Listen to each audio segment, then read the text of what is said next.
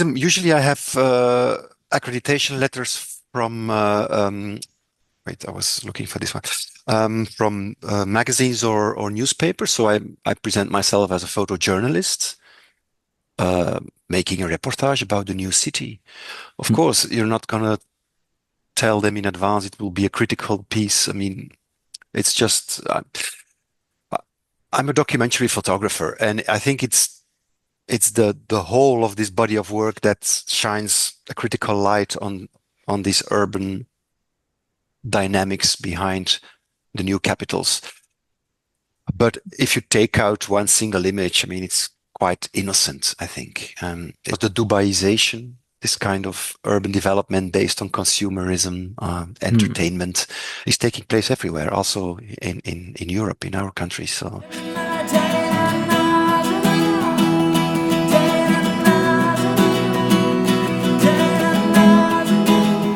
Is this the actual book PDF or this is the a book presentation? PDF. Oh, cool. Yeah. Hey, when did you start and finish this project? I started just after the lockdown, the Corona lockdown in 2021. As Mm. soon as I could travel again, I traveled to Astana, Kazakhstan, and I finished it 2 years later. And in those 2 years, I've made 6 big trips to 6 new capital cities. And the book itself was published in 2024. Oh, okay. So is 2 years, is that fast for you or like a Um, normal period? I think that's a normal period. Actually, during those 2 years, it's actually a constant process of preparing a trip, getting the authorization, arranging the access to places, then going on a trip, making photographs, and edit the work afterwards, and then start planning the next trip. So it's a continuous Mm. project during a process during 2 years. I think each trip was more or less 20 days that I spent in those cities, which allowed me to take my time and look around and Yeah. had some spare days in case of bad weather or so. Yeah, actually, it's a quite short period to make this book, but everything is the preparations and the research is crucial. Um, so I'm very well prepared when I arrive in those cities. I know where I have to go, so I don't lose time looking around. Or Were yeah. you even more prepared because of the lockdowns? Um, well, actually, the only trip that was a bit tricky was the first one, Astana, because then it was not very. I mean, the society didn't open, was not open yet, even in Kazakhstan. A lot of restaurants and so on were closed. But for the other cities that I visited, there were no issues dealing with the lockdown. Um, no, some of these cities like Egypt or Indonesia, they were a bit hard to get the right permits to be able to shoot. So that was a bit of a red tape and bureaucracy I had to go through in order to get the right permissions. Um, Other cities like Brasilia or Astana were much more easygoing. I could Mm. I could go there as a tourist. In fact, Did you did you even write the authorities when you arrived there, or were you yeah. just a tourist? For Egypt, Indonesia, I had to because if you don't have any official accreditation, you're simply not allowed to work, or you will find yourself in troubles right away, especially in Egypt. The book cover from New Capital is actually a picture that I photographed in the new capital of Egypt. It's a military it's a military project. The whole new capital there. It's the military who is in charge and of this whole construction. So you need to have a permission from the Ministry of Defense to go Yeah. there and work, which is yeah.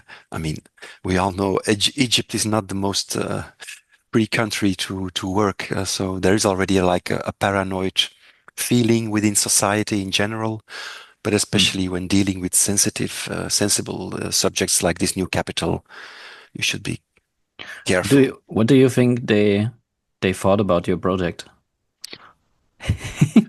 How do you Um, convince them? well, oh, sorry, I will scroll to the book. Um, how do I convince them? Usually I have accreditation letters from, wait, I was looking for this one, from magazines or newspapers. So I present myself as a photojournalist, uh, making a reportage about the new city. Of Mm, course, you're not going to tell them in advance it will be a critical piece. I mean, it's just, I'm a documentary photographer, and I think it's the whole of this body of work that shines a critical light on these urban dynamics behind the new capitals. But if you take out one single image, I mean, it's quite innocent, I think. It's mm. just the whole body of work that makes it a critical work. Um, but even in with the permission in my pocket, I was stopped at least 10 times a day in Egypt by supervisors on construction sites or police or military because they always wanted to check my documents, which I lost a lot of time by all these identity Yeah. checks. Um, I mean, it's quite hard to disappear in the crowd in an empty city. There was nobody except workers. So as soon as you take out your camera, there is somebody who has seen you. Was it a critical project from the beginning, or was that developed? No, from the beginning, because before this book, I made a book on Dubai. Mm, Uh, The Garden of Delight is the title of that book. And also, I mean, that was the start actually. It was a visual case study on this high speed neoliberal urban development where profit making seems to be the main goal rather than building out a balanced social, cultural, economic fabric for people. And also in these new capitals, some of them are very much inspired by Dubai. Um, mm, they are not built to meet the needs and wants of the population. They are most of the time they are political prestige projects um, initiated by usually powerful male authoritarian leaders who want to leave a legacy and become part of the history books. This is the main, actually, is a continuation of the same subject that I dealt with in Dubai and that I photographed in other parts of the world. Because the Dubaization, this kind of urban development based on consumerism, mm. entertainment, is taking place everywhere, also in Europe, in our country. So, That's an interesting point. I just read an article about in Germany the city centers are like dying, yeah, like the not the city centers. How do you say that in English? Where all the shops are, like yeah, the shopping miles in the cities, they're kind of like dying because consumerism is more focused on online. And yeah, and this article was interesting because it's made an example of some big chain in Germany. I don't know, I remember the name. It's like Kaufhof or something like that, which are big warehouses where you can buy everything from furniture to chocolate, like yeah, like a big mall kind of thing. And these things are really dying in Germany and in Europe, I think. But this chain made some changes. They brought back other stuff to make people go into the city again. Like there was a sports facility in that building. There was a restaurant in that building, a vegan restaurant, and they made some kind of social projects there too. So Hmm. it had nothing to do with the main business, but it brought back the people in the city, and as a byproduct, they bought more. Uh-huh. So it's Yeah. kind of interesting for me because they included the needs of the population Mhm. in this mall, and here something completely the opposite is happening. Mhm. Yeah.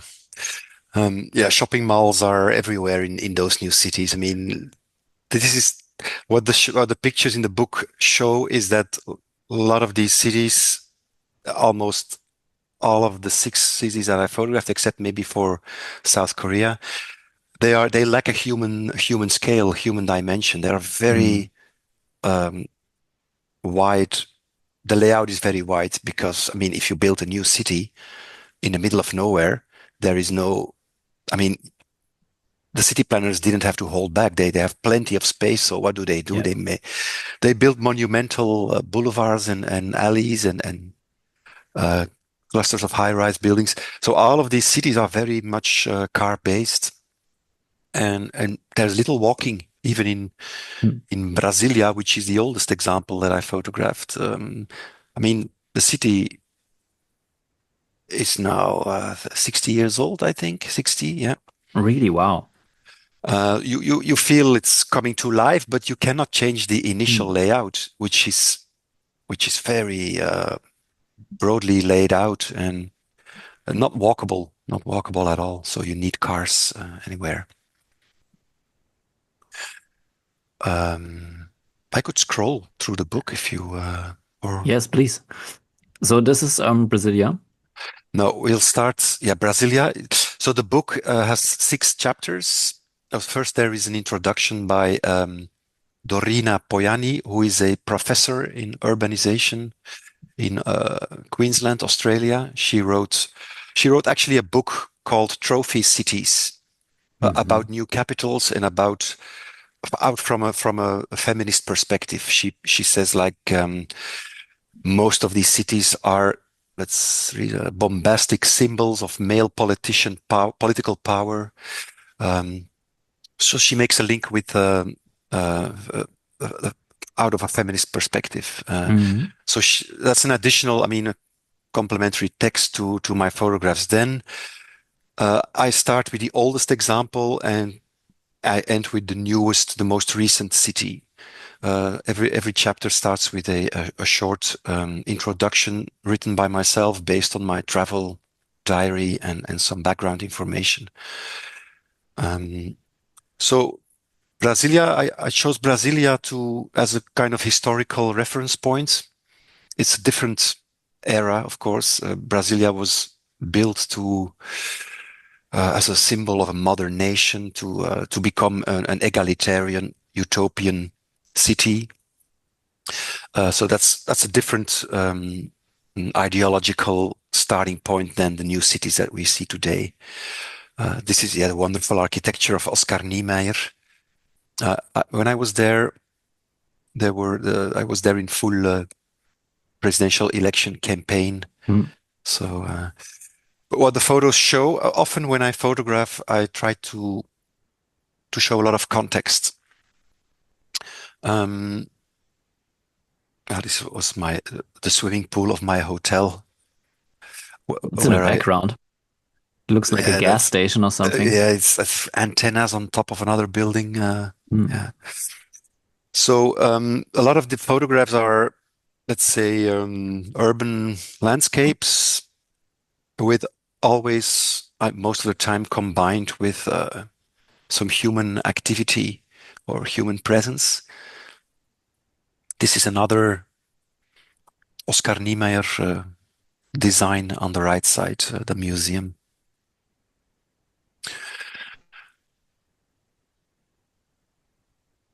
So here you see this big shopping mall in the background. Um, this kind of architecture that has, and these are the little parks that you can find from here and there, where people would gather to for their lunch break or whatever. But How big is the city? How many people are living there? I'm not sure. What I know that Brazilians that I've talked to, they consider Brasilia as a very un-Brazilian country city Hmm. because it's so much different than Sao Paulo or Rio or because of its yeah its open uh, layout and everything is very much it's the layout is how do you call that again zonal functional zoning, yeah, Hmm. like the hotels are in one neighborhood, the banks are in another neighborhood, the hospitals are there, the residential areas are there, which basically has a huge impact on mobility and transport because when you have to go to the mall or to the school for your children, it could be a completely different neighborhood that you. Yeah, So you need a car, another big shopping mall.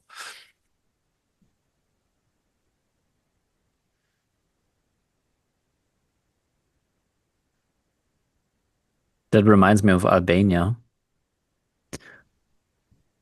Albania, this Yes, one, yeah. These pyramids in Tirana. yes, exactly. This is actually the symbol of Brasilia, the Metropolitan Cathedral, in the shape of the crown, Christ's crown. Um, I wanted to, since this is a global phenomenon, these new capitals, I wanted to find examples in different parts of the world. So there's one example from Latin America. Hmm. There is one in Central Asia, Astana. There are two in Africa, Abuja in Nigeria and Cairo, the new Cairo. And then there are two in the far in Eastern Asia, Indonesia and South Korea. What do you think is the main, what could be in that case of Brasilia, what could be the main motivation for Brazilians to move there? Hmm. Yeah, I mean, probably job opportunities. I mean, it's the political nerve center of the country. Hmm. These are actually the ministries that we see here. They're all lined up along a huge grassy plain that cuts the city into two symmetrical parts. Um, so Brasilia, I mean, the city center, the original city center is maybe only a home for 250,000 people, but the satellite cities around or the urban sprawl around counts for many more, of course. And what we have seen, although the initial idea was to create an egalitarian city, after all those years, we see that the more the people that are better off tend to live in the city center, and those with less Hmm. means are being gentrified towards the outskirts. So, and this is also an evolution in all of these new cities. You get this segregation between the haves, the richer people in the center, and those who have less. Maybe not so much in Brasilia, but in Abuja, Nigeria, is so obvious. The contrast that I've seen there in that city, they are just huge. Yeah, this is a big monolith symbol of the city.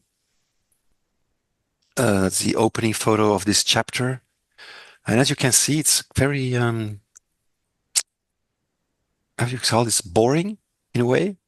Hmm. Could be anywhere, very generic. That's an interesting point because I never think about this as a perspective from a um not from a non-photographer, you know. Yeah, Like for me, this is really inspiring and really exciting. yeah. But but for not quote unquote normal person, it would be very boring to live there, Yeah, yeah, yeah. to Well, walk there. I never thought about it. yeah, I often try to make interesting photos of boring things Yeah. or ugly or nice pictures of or ugly situations. This is another new development within the city. It's a city within the city, Mm. which will be completely walled in. So only people who live there and or who work there will be able to get into this Oh. compound. It's called Centenary City. Hmm.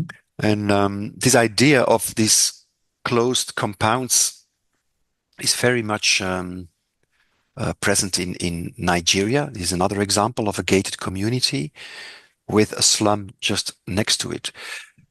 Um, yeah, Nigeria and also in Abuja, but especially in the north of Nigeria, has a real security issue. With first, we had these guys from Boko Haram, but then also ordinary criminals. They developed a thriving business model out of kidnappings and um, extortions. So they kidnap people and then ask the family for money, ransom money. So whoever who has a bit of money or money, a lot of money, they will live in those gated compounds just for security reasons. So this is the you see them everywhere, the so-called estates in Abuja. Also, my hotel was in such a compound because it's not so safe to just walk the streets there.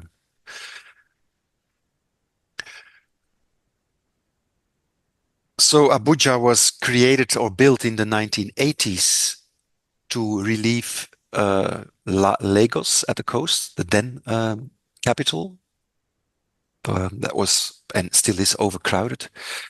Mm. And also Lagos is at the coast. Abuja is central in this country, centrally positioned, which is more symbol for the unity because Nigeria is a very divided country religiously and culturally. So there was an attempt to unify the country and also to spread more business opportunities towards the rest of the territory.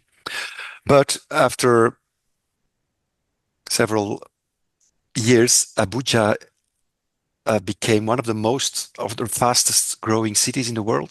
I think there are now 2 million people living in Abuja, and a lot of people live in slums around the city. This is a slum on the lights on the left side. Um, Nigeria is the most densely populated country of Africa, 200 million people. So another gated compound here in the background, and some taxi a taxi stand. This is one of my favorite images of this book because of these matching colors of yellow and brown. Mm. Yes. And then, Even in so the closing. Yeah. yeah, so this is a gate. So these gated compounds, these estates are, they have manned checkpoints to that check everyone who wants to get in. Are these gate people, are they armed? I don't think these security agents were, but there's a lot of Mm. military presence in the streets, uh, which are they are really they made it very hard for me to work in the streets. Was I think the most difficult trip that I did for this project because first of all, people don't really like to be photographed, which is of course their Mm. good right to say no.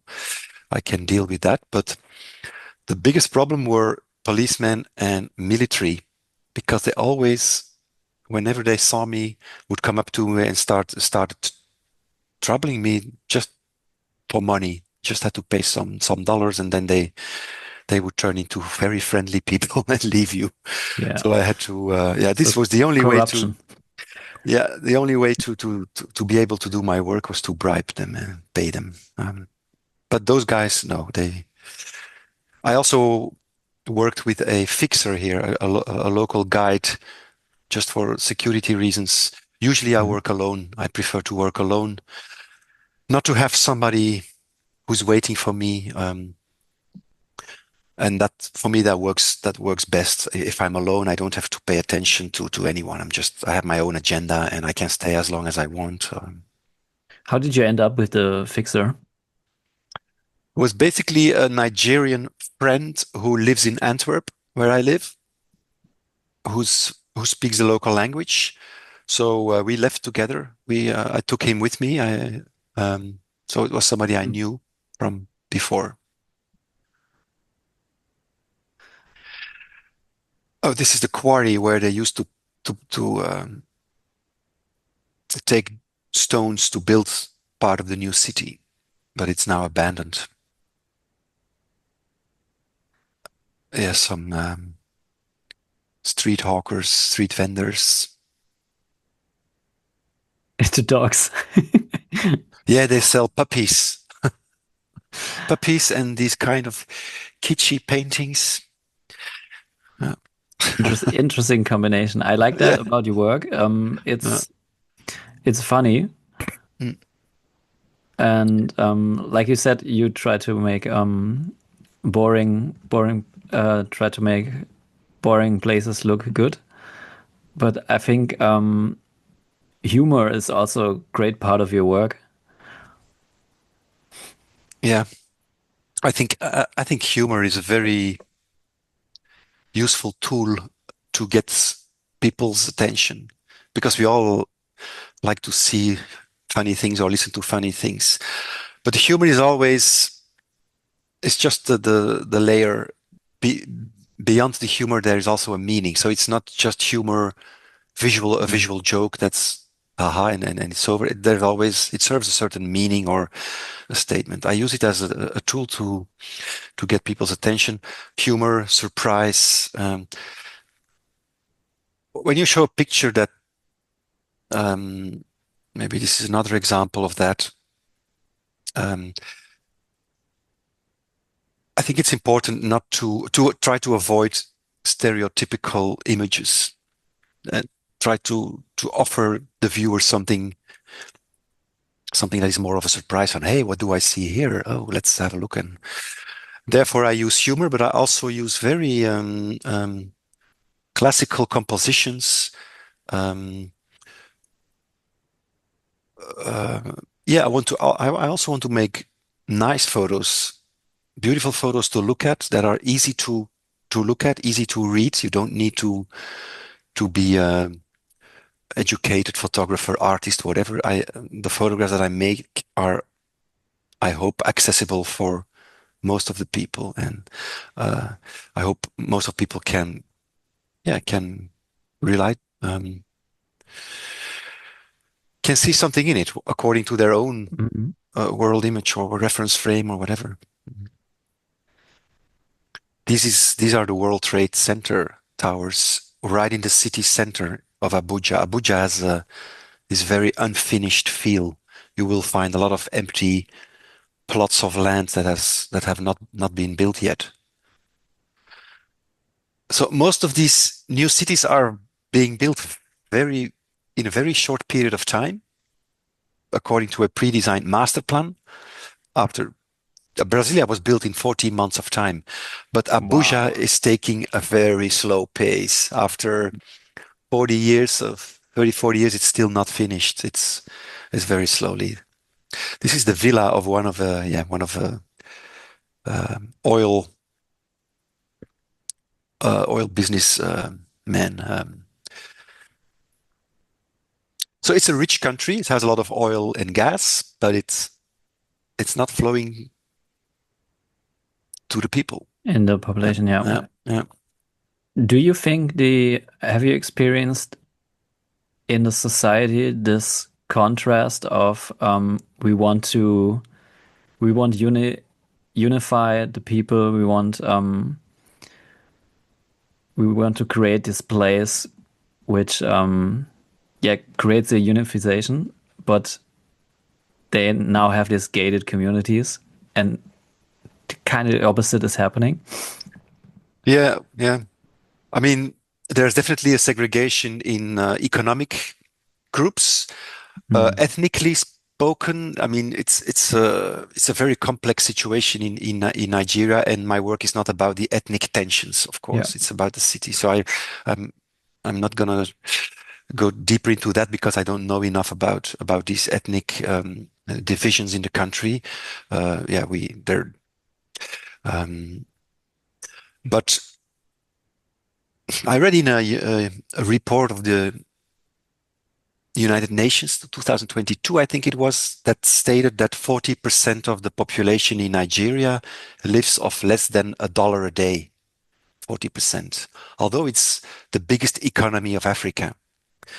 When I went to, I think it's the next picture. Yeah, there it has a lively club scene. I went to this club where a beer costed $10. Wow. Knowing knowing the difference between having a beer in a club and at the same time 40% of the Nigerians live off less than $1 a day. I Yeah. mean, it's just That's it's a just huge crazy. contrast. Yeah. Yeah. So there's a lot of rich people as well. Uh, this that yeah, live the Dubai life in within Abuja. The left one is back in the slum, and the right one is a photographer, a street photographer who makes identity card photos, photos for identity cards within the street with just holding a white cloth behind. Hey, why do you think have you ended up with photography as the medium to express your thoughts and projects? Yeah, I sometimes ask myself that question, but I think I was just lucky to find a medium that fitted me right away. When I was 18 years old, I started to study photography at the academy, Arts Academy. I think I'm curious by nature, which the camera offers me also an opportunity to go to places where I wouldn't go otherwise or meet people that I wouldn't meet otherwise. So that is, I mean, that is a big advantage of what I do. I think instead of I don't know, yeah, as a writer or a painter Mm. you can always work from a distance, but a photographer needs to go where he wants to work. So um, I feel quite comfortable with the camera because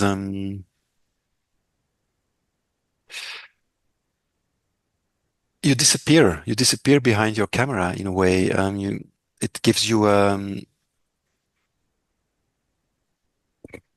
I don't need to talk all the time or to people. I can just when I travel, I hardly have long discussions with people. Mm.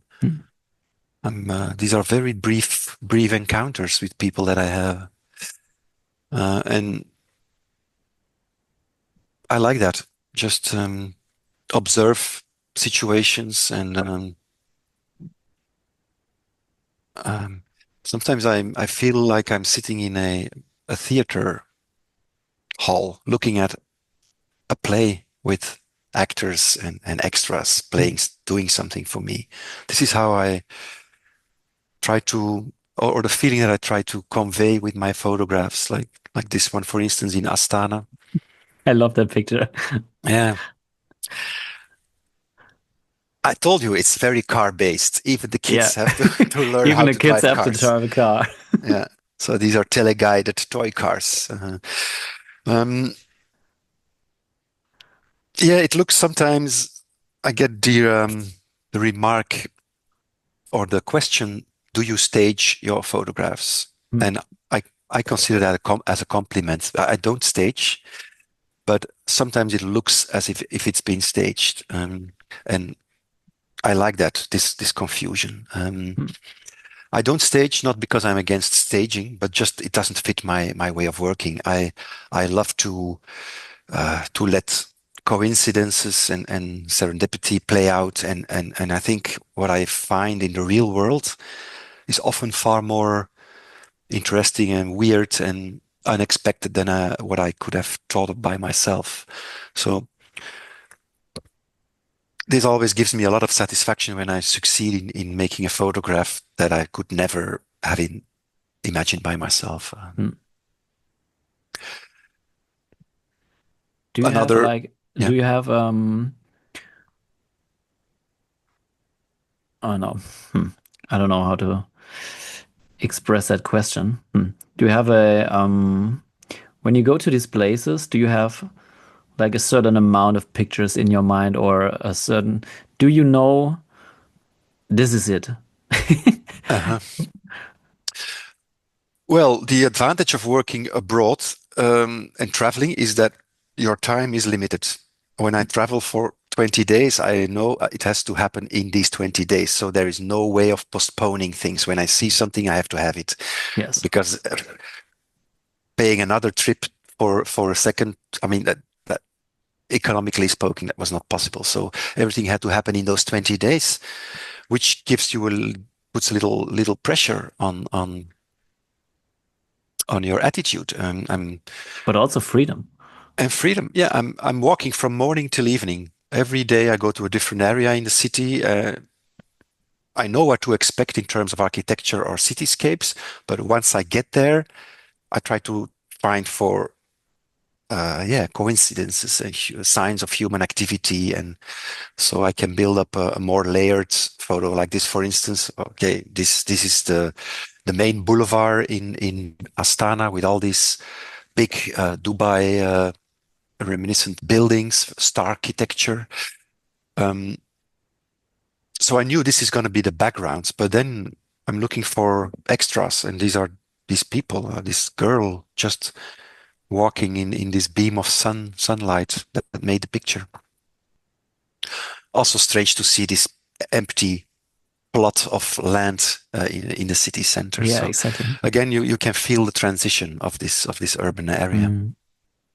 So most of the pictures are a combination of research in advance and chance once I'm there, like this one. It's a mix of urban landscape photography with street photography, if you want.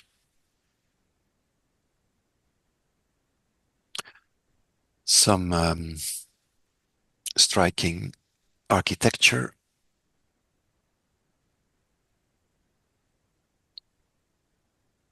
And this is the symbolic, I mean, the symbol of the city, the tower, which is the shaped according to a life tree, they call it, a life tree with a golden egg on top. And within this Mm. golden egg, that's the right picture here, lies the gilded hand of the former president. So people would line up, press their hand in this in the presidential hand, and then make a wish. So it's very much, it's almost like religious adoration. Yeah, I was Yeah, gonna say that. That's like yeah. So he was the guy. He's the first post-Soviet president who has been in charge for 30 years. Very authoritarian leader, Nazarbayev, and he decided to move the capital from Almaty to Astana, a more central location. Um, yeah, as a way to try to redefine the national Kazakh identity after the fall of the Soviet Union. mm. That's an attendant. But the funny thing is that I put this photo of the museum. Mm. Um, The I found background it is amazing.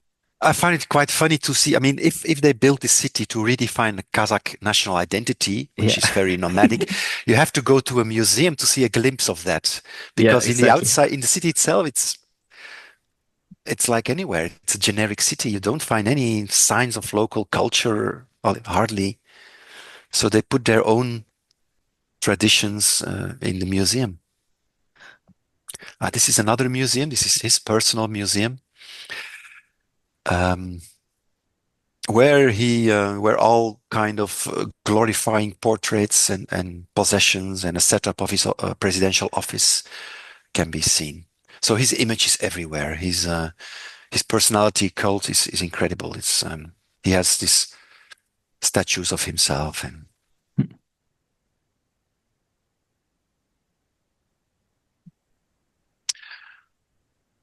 Astana was briefly called Nur Sultan as a new name. Nur Sultan is also the name of that former president. But there were some big riots and protests 2 years ago with a lot of casualties. And the new president has decided to restore the old name Astana again. Um, and a nightclub. I love photographing nightclubs. I photograph a lot of nightclubs in Dubai. Um, and so whenever I travel, I try to photograph at least a nightclub all over the world. So that's an ongoing project. Maybe it will become something later in a later stage. Do you think I find that interesting in that piece of work because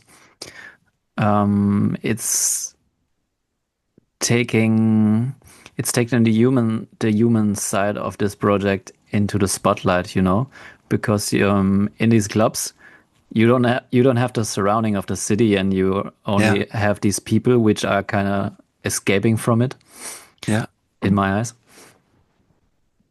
yeah. I've been hesitating to should I include these pictures, but I said Mm. yes, it's a good picture, and also a lot of the photographs are quite wide, shot from a distance to show these cityscapes.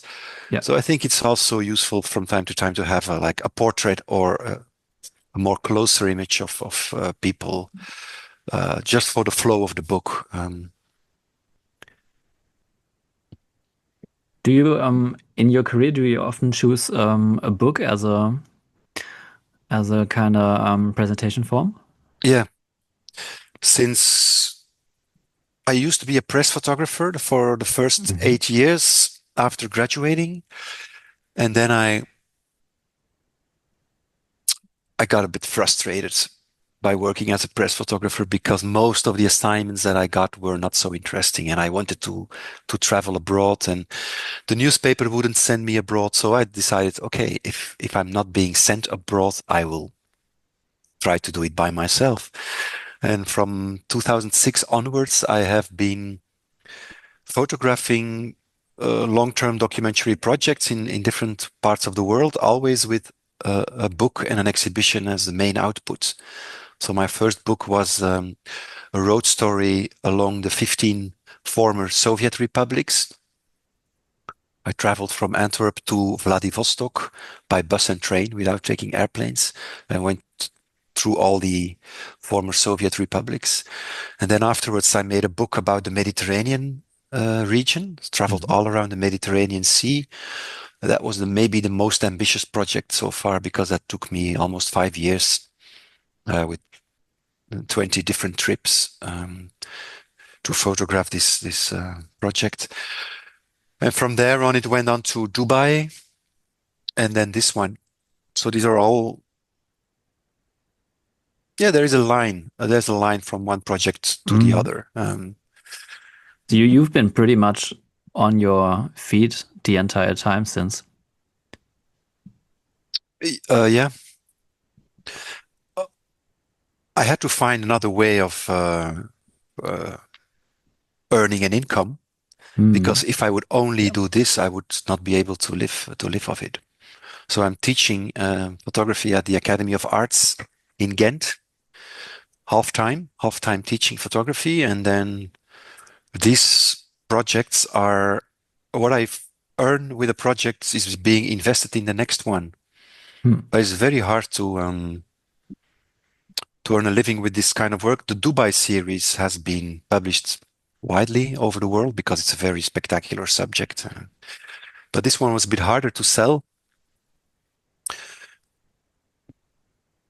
Although I got a World Press Photo Award with the series on Egypt, on the new capital of Egypt 2 years ago, which also generated a lot of visibility for the project. Mm. So Sejong is a bit of a different situation. It's a smaller city. It's built for only 500,000 people. 100 kilometers south of Seoul. Seoul is, yeah, I mean, it's a huge city, one of the biggest agglomerations in the world, 25 million people. So this little city will not really help the overcrowding of Seoul. It's more they pulled out the government institutions and the ministries out of Seoul, and this is an administrative capital actually. Before 2007, Interesting. it was agricultural area, so there were no buildings. That these are all new buildings. This looks so like the picture before that looks Yeah, so artificial. yeah. It looks like a rendering of an architect Yeah, it bureau or looks so something. Yeah, it looks so yeah. not correct. Or like a scale model or something. Yeah, yeah. This is because I'm Strange. standing a bit higher. You have this again. You have this look at at the decor, the theater decor, because of a bit of a higher position, which pulls you out of the scene as a photographer and as a viewer. This is on street level. These are all the officials heading to their work. It's a very conventional city. Everybody nicely dressed in suits, and it's a smart city where traffic flows and air quality and safety are constantly being monitored by cameras and sensors.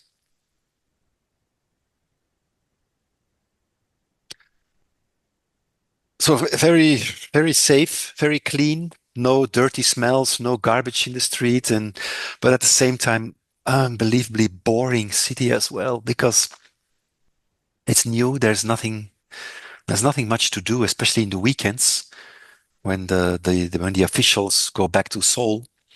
It feels like a ghost city from certain certain neighborhoods. This is, I think, maybe one of the saddest cafes that I've seen in all those trips. Imagine having a drink there. Ugh. Yeah, Surrounded by concrete. yeah, in a shopping mall. And what? Okay, the Sejong has like a green heart, a park in the middle, an artificial with an artificial lake. So there's a bit more. It's less monumental, a bit more on a human scale, Mm. more green areas, but this kind of manicured green, like nicely manicured parks and fake flowers and so on. This is also one of my favorites, the Rose Garden.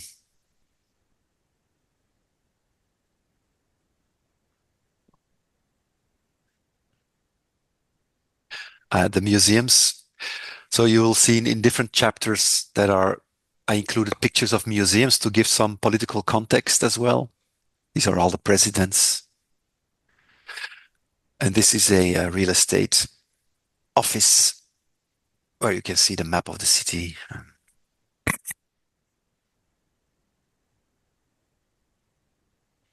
That must have been the most busy area. I mean, where the restaurants and the bars were. But besides this, there was nothing much to do in Sejong.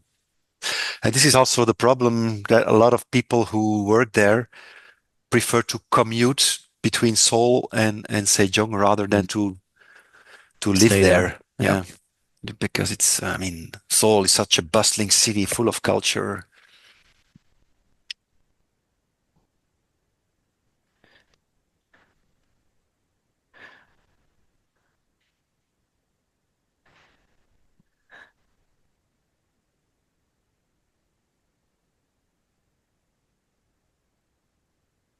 Cameras everywhere, making people behave very conventional.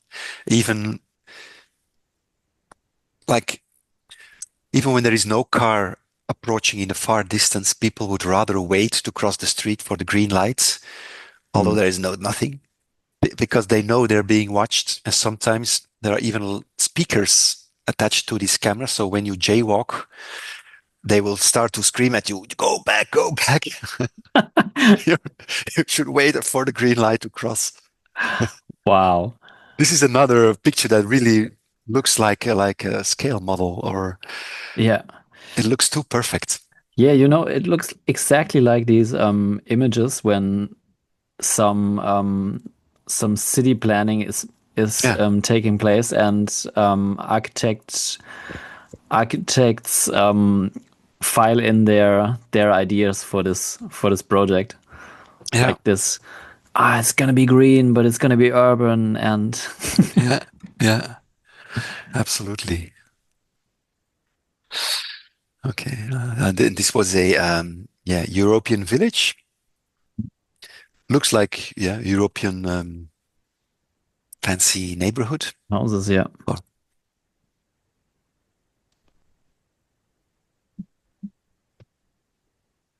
nightlife district. Egypt. Okay, yeah. This for me, this was the most impressive site.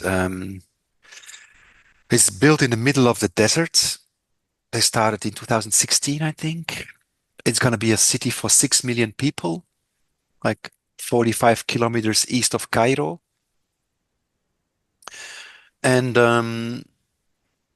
yeah, it's a prestige project of El-Sisi, the president, who is a former army general. Hmm. So here we see him on a billboard for a real estate company. Just, I mean, this is how politics and real estate are connected. Actually, the state acts as a property developer, yeah, and it's the military who owns the land, and the military who is um, controlling the area, controlling security. If you want to, if you want to buy a property there or to live there, you will be screened. Um, and this is, of course, a way to keep out political opponents yeah. because it's a smart city as well. Mm. With sensors and cameras and drones to and everybody's being watched. If you take the metro, there's going to be like a light transit rail that will register your point of entry and your point of exit, and all this data will be collected by the army. So they will have all this the data, all the movements from their inhabitants, and of course they have not forgotten what happened in 2011, the Arab Spring protests on Tahrir Square. And this is a way to avoid this kind of popular uprisings. It's simply not possible within this new city because it's so much. It's like 40. Yeah. Um, there's no place for protest or Mm. Did you already knew when you took that picture, the one before, that this is cover material? no, no, I didn't. Do you make the editing on your own, or do you have a team? Usually I do it on my own, and then in the last stage, just when making the book, I communicate it with the book designer, who is both a book designer and also a photographer. Mhm. Actually also a former student of mine. So, and that was really nice to work with him. And he also um, gave some last remarks on Nick. I think this picture doesn't really fit here, or maybe we should change it by another one. So that was useful because I think it's always useful to have to get feedback Mm. from an outsider who is also who takes the time to look at your work properly. And this is a new cathedral. So when I was there were only workers, another worker. When I had an exhibition, I blew up the pictures to very big prints. They have a lot of detail. I wanted to translate this monumentality of Mm. these cities into the photo print, so you can really wander around in these photographs. And this guy as well was almost life size, a life size print. Um, I love the jacket, or this yeah, kind of blanket he has on him. I couldn't talk to him because he couldn't speak English and I don't Yeah, speak Arabic. But for me, I had there are some pictures of workers in the book, and it's more like let's say, an ode to these guys who are underpaid, yeah. building the city. This is the central business district with what is to become the tallest tower of Africa.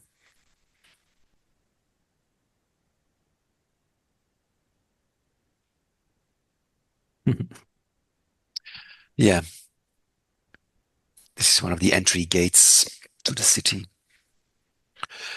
And again, big highways all around the city and through the city. In the entire book, I haven't seen one bicycle. Ah, no. Uh, uh, Usually they provide bike lanes, but when it's not Yeah. part of the, I mean, yeah, I mean, who's gonna take a bike in the desert here? I don't know. Did you took a rental car or how did you? So Egypt was, in terms of getting access and permits, the most difficult one, because I was there for 2 weeks, but my documents were not yet ready at the Ministry of Mhm. Defense. So every day I would call, or I let somebody call for me. Where are my permits? I was waiting in my hotel room to finally be able to go there, and only in the four last days they gave me my permit. So I had only Oh, 4 days wow. left to do the job. So I lost a lot of time. I couldn't. You really need a local guy to help you out with this paperwork because uh, it was just not possible to do that on my own. So, and then I hired a driver who drove me around 4 days. Whenever I saw something interesting, he would stop, let me out. He would wait in the car, and I would walk around on my own, unless I got into trouble, and that happened every day. I mean, not serious trouble, but these Yeah. supervisors or policemen asking for paperwork and asking additional questions, which I could not understand. So, yeah.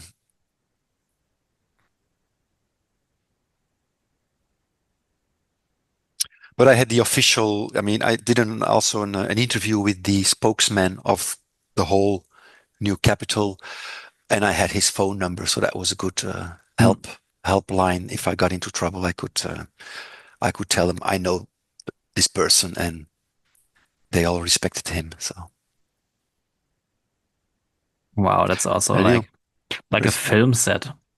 yeah, yeah, new residential areas. There are no social housing whatsoever. It's only Mm. nice apartment buildings for people who are loyal to The the government, yeah. regime and the government. Yeah, these were workers from South Sudan. They were studying at the academy in Cairo, but meanwhile working as construction workers to pay their studies. Yeah, this was funny. It was just by when entering the new capital city. Okay, then the last one. When I was there in Nusantara, so Jakarta, the current capital of Indonesia, is sinking under its own weight, and it faces a lot of problems in terms of overpopulation, pollution, floods. So the former president decided to move the capital to Borneo, right on the edge of one of the most precious rainforests in the world.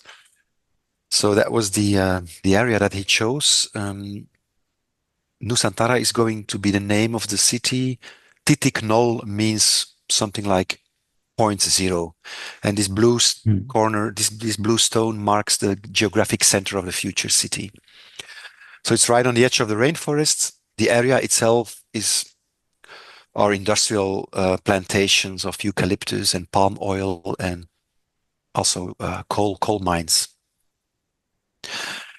So when I was there, the area was being prepared for the big infrastructure works, roads. So that was a bit of a problem. How am I going to photograph a city that is not yet there? So I went to the architect in Jakarta, photographed him in his office. I photographed some scale models as well, and especially, yeah, what are the preparational works? This was a clearing, another worker,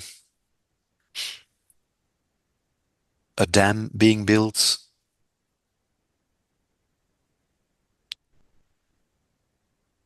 some tree plantations because it's going to be a smart city, of course, and also a sustainable city, as they say. But a local NGO that I talked to said calls this a classical example of greenwashing.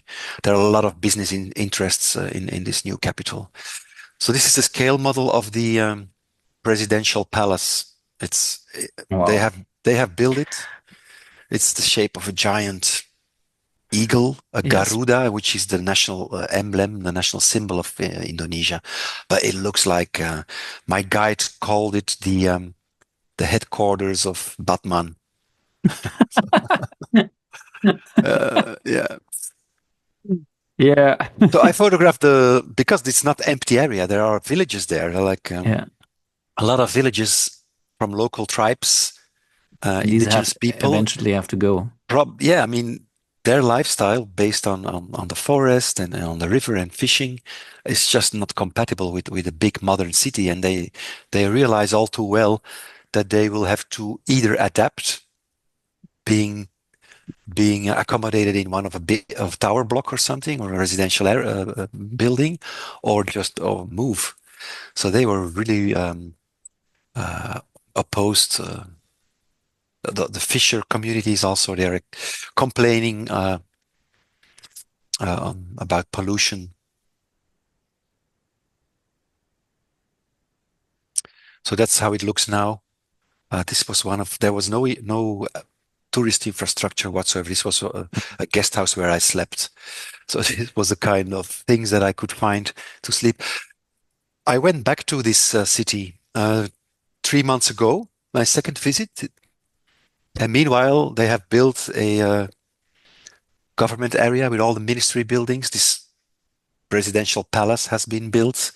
So my idea is to follow up this city throughout. Yeah, I mean, as long as I will live, I don't know. I have Wow. to go back every 2 or 3 years to see the evolution of the city because I was there at the very beginning. Yes. So I think it's can be an interesting story after 10 or 20 years, and Is there a timeline when it's officially like finished? they the president who initiated it said 2030, 30s, Mm. 30. Um, and by then there will be almost 2 million people living there. So it's gonna cause, I mean, a huge migration towards this area. But the new president Subianto um, doesn't doesn't give it priority anymore. He Mm. has cut state budget. Also, foreign investors are withdrawing because it's very uncertain. So there are really even official voices that are really fearing that the project will die and it will be one of these white elephants that have been started but will not never be finished because of financial reasons. They have a Yeah. big problem in financing the whole project, which is, of course, it's super expensive. And we have seen recently the Gen Z protests in Indonesia, in Jakarta, and other cities in Indonesia as well. People do not take it anymore. They blame government officials on corruption and on the cost of living, and so yeah, Either way, it will be very, very interesting what's yeah. happened with the place. That's what I think. If it would become a capital city, yes, it will be interesting. If it's not, if it's going to be like abandoned, it Mm. will photographically speaking spoken also be very interesting. So yeah, these are some photographs around the new capital. The barges with coal leaving the area.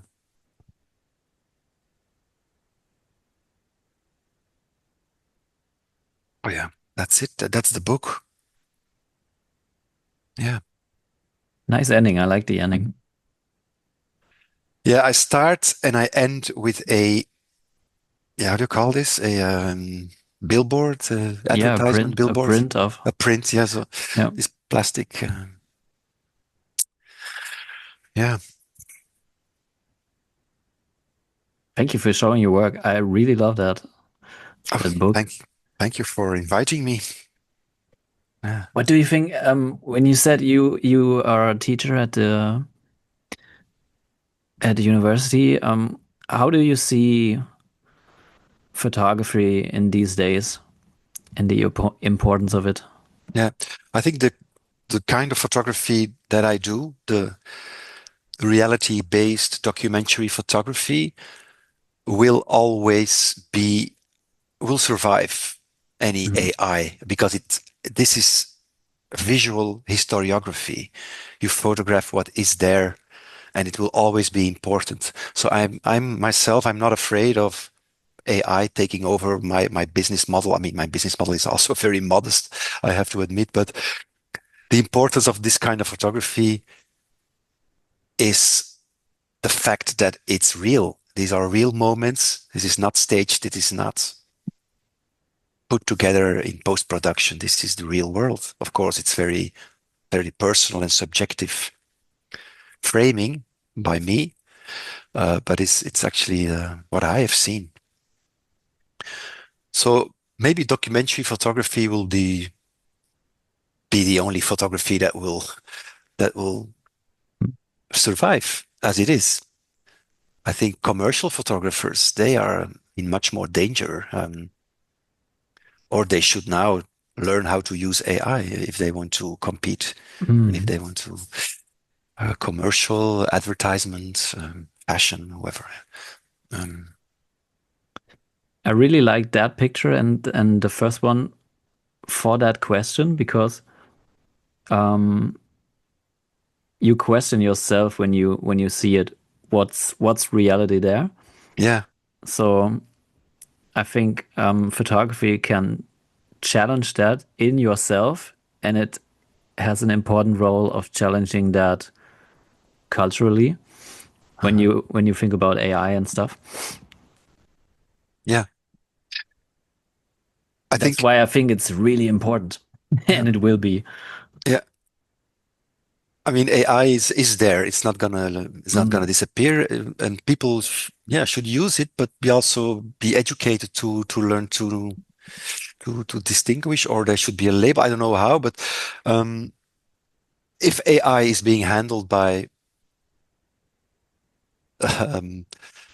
by artists, it can be super interesting. If Mm. there will always be somebody who has to, I mean, to make a concept and then use AI. I mean, AI is not going to publish a book from itself, so there is always somebody involved. So if that person is intelligent and creative and can be interesting, I think. But I'm not very interested to use it because my fun of being a photographer and the satisfaction that I feel is going out in the world and be somewhere and breathe the atmosphere and meet people, and all of this would disappear if I would just stay here on my computer and make my Yes. photographs here. This would kill all the fun and the magic that I that why I became a photographer. Mm. Do you still So see that spirit in the students? um, there has been, I think, some difficult years, and probably has to do with the lockdown and Corona Oh yeah. that students were even not allowed to go out. I mean, for a period of time. So we saw a lot of introspective work being done by students about themselves, about their own family histories or traumas or psychological issues or whatever, or boyfriend, girlfriend, grandfather, father, these kind of stories. And I'm happy that I think it's opening up again, and I'm trying to stimulate them to try to find a topic or a subject in the outside world that is outside their own comfort zone, because I think it's important to document the world and our times and what makes this time specific. Mm. And I think also you learn a lot about yourself when you're out in the world trying to Yeah, make sense of it. I think so. Yeah, yeah. And I also think it's a good way put things into perspective, um, to uh, yeah, to become more empathic towards other people as well, Mm. because you know how hard it can be in other parts of the world, and how good we have it here. Or, I mean, I'm talking in general words now, but um, so I think it's my work.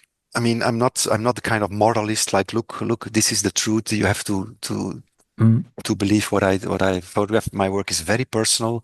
I'm not pretending to be neutral or objective, whatever. This is my opinion, but it comes out of or my motivation comes from a feeling of concern about the social and ecological state that our world is in. So that's really the reason why I choose this kind of subjects, and I hope it can be a mirror for people. Like, look what I have seen. What do you think? Or maybe a call for self-reflection or something. Not giving answers, just show things and Yeah, um, people find the answers in themselves. yeah, or ask themselves questions, which is Yeah, maybe more interesting than finding answers. yeah. Mm. It's like This, yeah, the saying, the way is more important than the destination. yeah, yeah, Like the questions are more important than the answer. that's true. Yeah, yeah. Well, the answer can shift. Maybe there's no Mm. fixed answer. Yeah. Yeah, Nick, thank you for showing your work. I really like Thanks it. again. I'm gonna make the links to the book and to your webpage and everything, and I'm really excited what's coming next Yeah. if the lifelong Indonesia project is starting or something Yeah. Well, else. that's, I mean, I have to find something to do in between as well. Yes. Yeah. But I mean, yeah, I'm hesitating. Should I continue working on these new cities, urbanization? Yes, because it's my kind of topic. People know that I'm working on this since more than 10 years with Dubai and this. On the other hand, I got a bit tired of these cities because they're not the most pleasant cities to travel to. I'm, it's a very contradictory feeling. As a human being, I don't really enjoy the place. As a photographer, I feel very satisfied when I can make uh, a body of work that seems important enough for me to show. So it's yeah, double feeling when I get back home. Hmm. Maybe I should find a beautiful subject for a change. A beautiful one. Hmm. Where do you live Uh, in Belgium? in Antwerp. Antwerp? Yeah. How old is the city? How old Do is you the know? city? We have some it's a historic city. How old? No, no, it has always been a city as far as I know. In the back in the days, it's Yes. along the river, so it has been an important hub throughout history. Let's ask. Yeah, yeah, yeah. I love to live 12th, here. 12th century. 12th century. Okay, It became a city in 1291. all right. Wow. Yeah, it used to be a walled city, a fortified city. It's a city of Rubens, the painter, and there's a lot of art history in this city as well. So we learned something at the end. Nick, I Yeah. have to, I have to, I have to move. I'm gonna Okay. stop the recording. Thank you again for being on the show. I really Thank enjoyed it. you. Thank you very much, Tim. And let's keep in touch. Yes.